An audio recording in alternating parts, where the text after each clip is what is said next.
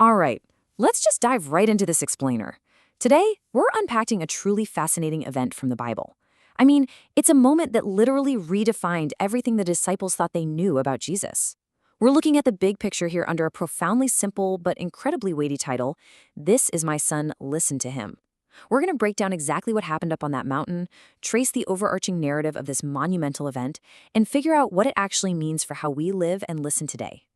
Right off the bat, we are hit with Matthew 17:5. Let's read the verse number and content together. While he was still speaking, a bright cloud covered them, and a voice from the cloud said, "This is my son whom I love. With him I am well pleased. Listen to him." This is it. This is the pivotal moment on the mountain when God the Father's voice just completely reframes who Jesus is. It totally interrupts Peter's confusion, laying down this absolute sovereign declaration. As the Father's voice breaks through, the creator of the universe definitively declares the identity of his son. But, this profound, glorious moment, it didn't just happen in a vacuum. We really need to look at the historical context before diving into the specifics.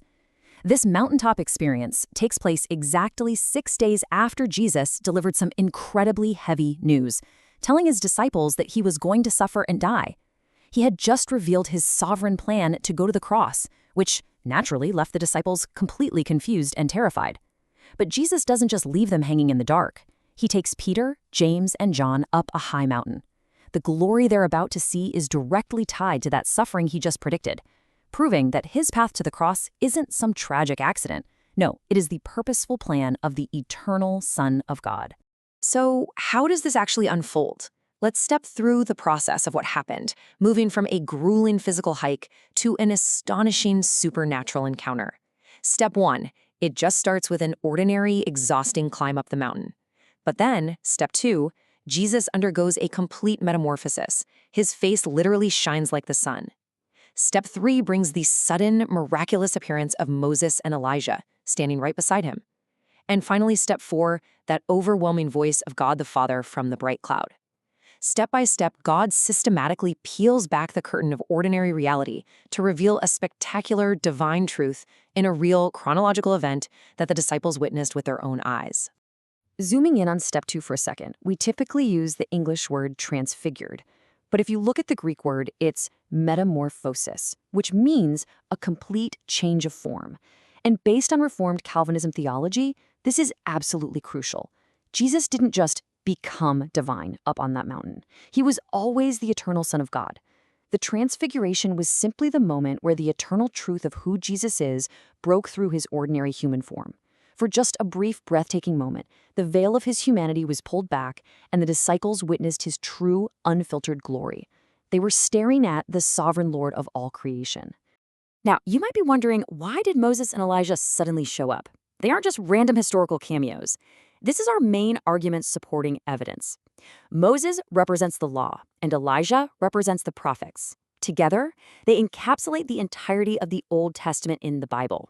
By having them appear right next to Jesus, God is providing undeniable visual and historical evidence that everything written in the past was pointing directly to Christ. He is the ultimate fulfillment of the law and the prophets, perfectly executing what they set out to do. It's a massive theological statement about exactly who Jesus is. And honestly, this event forces a massive choice because it compares two completely opposing views. On one hand, a lot of people in our modern culture view Jesus simply as a good human example, a moral philosopher, or maybe just a demanding teacher. But the Transfiguration completely shatters that limited theory. It reveals the biblical reality on the other side. He is the radiant, eternal Son of God. And because of his sovereign grace, he's the God who willingly chose the cross out of love. You aren't just following a good guy. You're following the sovereign Lord who holds all power and authority, yet humbled himself to suffer for us.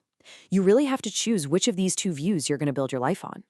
Now let's zoom into the details of the Father's intervention. His command cuts through all the awe, the fear, and that blinding light with a remarkably simple directive. 3 simple words: listen to him. And notice what the Father doesn't say. He doesn't say, listen to human tradition. He doesn't say, listen to the crowd's opinions. He doesn't even say, listen to Moses or Elijah anymore. The ultimate authority has shifted entirely to the Son. Jesus has the final word. If we truly believe he is the sovereign Lord, our daily practice has to be submitting to his voice above all others. And man, if you're a college student or a youth leader heading into the fall semester, The implications of this data are massive. You are about to face an absolute flood of competing voices. Modern culture, endless social media feeds, constantly shifting crowd opinions, not to mention your own personal fears.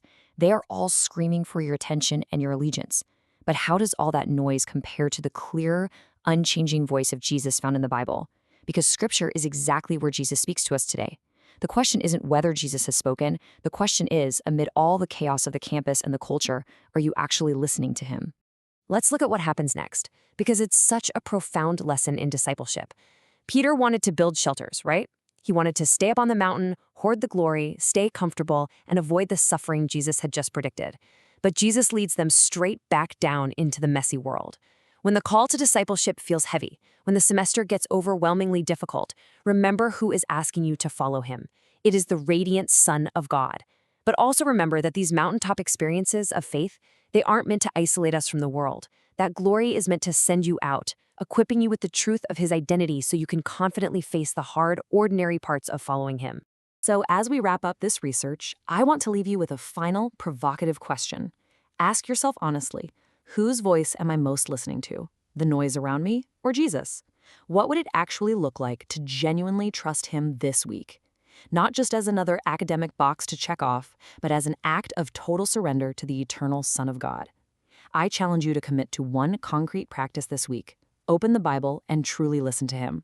Head into your week and into your semester with the Father's absolute declaration echoing in your ears. This is my son, listen to him. Thanks so much for joining me on this explainer. Keep leaning into the text, and I'll catch you next time.